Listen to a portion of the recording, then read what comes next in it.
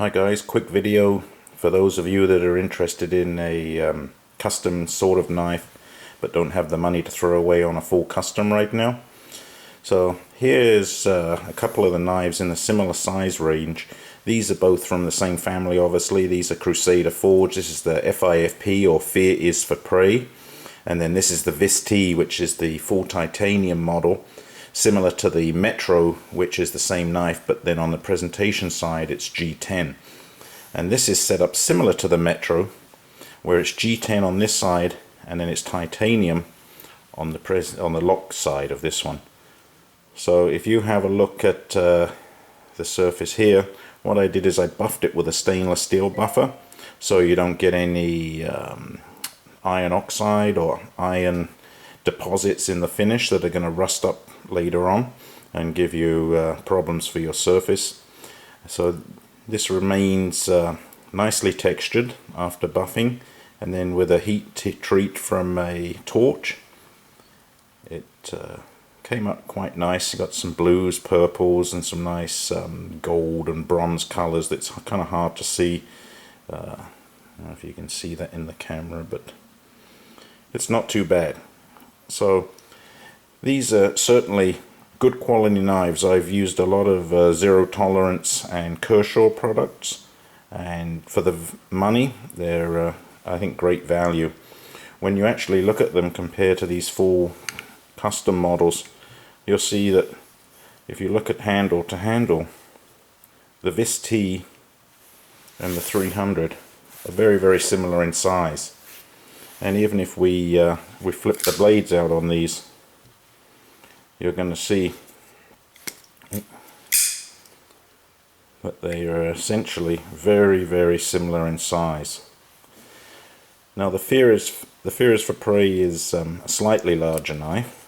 So if we have a look at this guy, you'll see the comparison between these. So the blade is a little bit longer, but when we actually look at it as far as a usable knife, when we actually put it cutting surface to cutting surface, probably better to do it this way, you'll actually see that the 300 has slightly longer cutting area than the VIS-T does. When you put them pivot to pivot, they're very similar. But actual usable, you can see right there where the VIS-T starts, where the 300 starts. So you got this slight recurve, and you've got a slightly longer usable cutting area. When we compare this to the much larger knife, you can see it's longer in the actual handle, but when we look at the usable blade length, there's only approximately, I would say, about a millimeter or so in difference of actual usable blade length. I don't know if you can see that, but they're very similar. So despite the increase in handle size, the zero tolerance still has good working length of blade and a nice compact handle. And this is one thing that I like to see in a knife, is when I'm looking for a knife for myself, I want that blade to come very close to the end of the handle. I don't want a handle space here which to make, additional weight, additional size to carry, and you're getting really no benefit for it. This handle is more enough size for the average man's hand, even a slightly larger hand, and the ergonomics is excellent on this knife. You've got a great thumb purchase. You got a really nice choil where you can get your finger into, and even in the reverse grip, you'll see it's a very nice knife.